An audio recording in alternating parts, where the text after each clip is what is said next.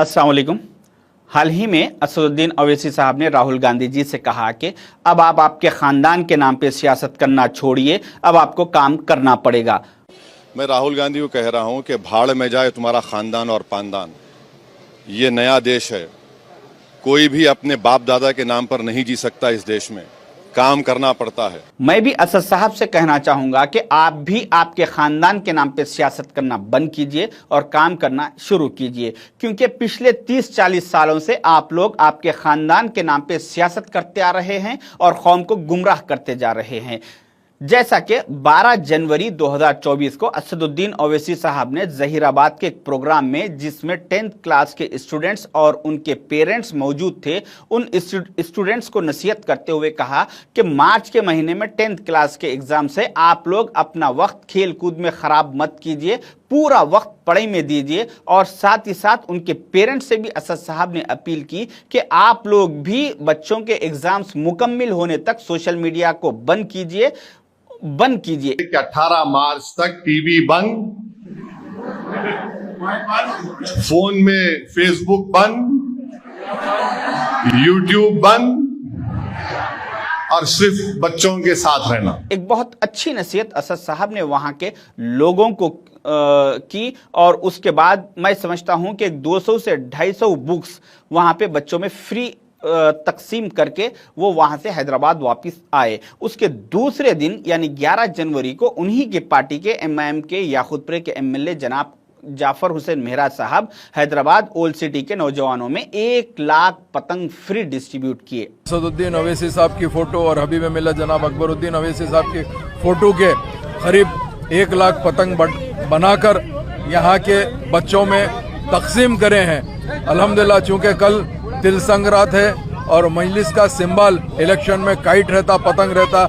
जबकि उनको मालूम है कि हैदराबाद ओल्ड सिटी के नौजवानों के भी 10th के एग्जाम्स है, उसके बावजूद भी पतंग बांटने का उनका मकसद ये है क्योंकि अब अप्रैल के महीने में इलेक्शन आने वाला है और इनके इलेक्शन का निशान पतंग है। इस वजह से वो पतंग का निशान हैदराबाद ओल्ड सिटी के नौजवानों के दिलो दिमाग में छा जाए, बस जाए। इस वजह से 1 लाख पतंग फ्री डिस्ट्रीब्यूट किए गए। जबकि ये पतंग बांटने से 4 से 5 दिन हैदराबाद ओल्ड सिटी के नौजवान अपने खेल कूद में लगा के अपनी पढ़ाई को खराब कर चुके, मगर MIM को इससे कोई लेना देना नहीं है। 1 लाख बच्चे चाहे मार्च के महीने में 10th के एग्जाम में पास हो या फेल हो, इनको इससे कोई मतलब नहीं है। इनको मतलब है तो अप्रैल के महीने में जो सदर साहब का डिग्री का इलेक्शन का एग्जाम है, उसमें एक सदर साहब पास हो गए तो काफी है, क्योंकि अब के सदर साहब को मार्क्स कम आने वाले हैं और सदर साहब फेल होने के चांसेस ज्यादा है। इस वजह से सदर साहब को पास कराने की पूरी कोशिश की जा रही है।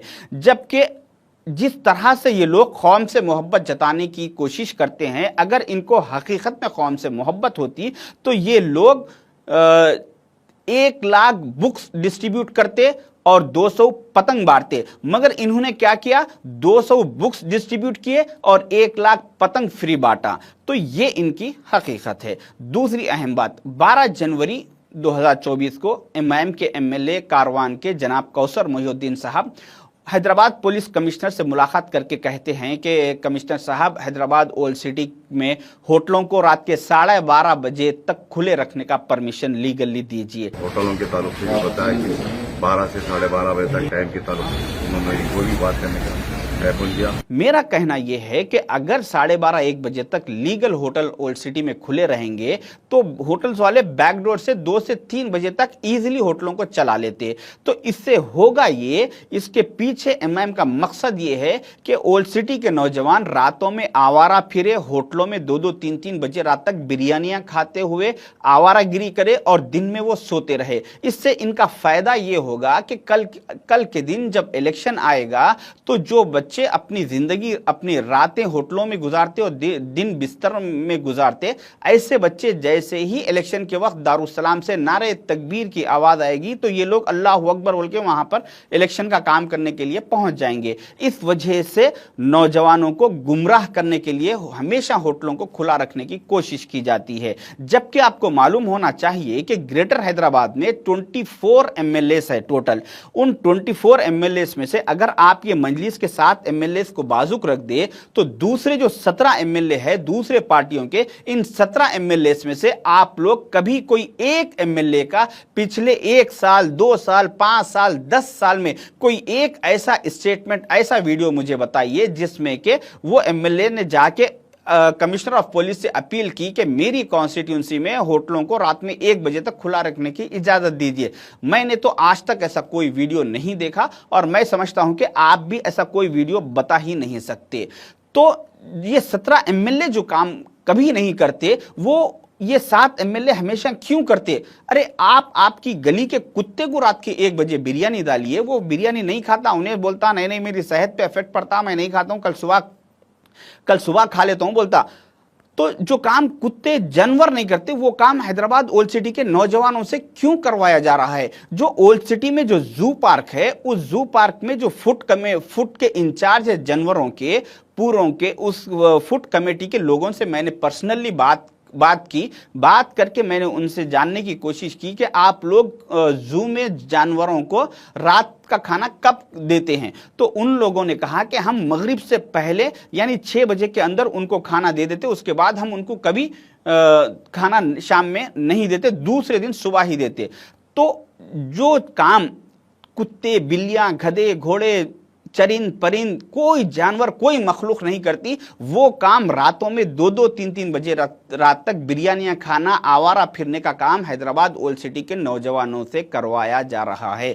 जबकि आप मेरे एक जानने वाले ने जो 17 एमएलए की ग्रेटर हैदराबाद की मैं जो बात कर रहा हूं उसमें से एक एमएलए साहब के पास मेरे जानने वाले ने जाकर कहा कि एमएलए साहब मैंने आपके इलेक्शन में इतना काम किया, मेरी पर्सनल होटल है, मेरी होटल पे पुलिस वाले आके तंग कर रहे हैं, बोल रहे हैं कि होटल बंद कर दो जल्दी, तो आप जरा एसीपी साहब को फोन करके बोल दीजिए कि मेरी होटल को खुले रखने के लिए।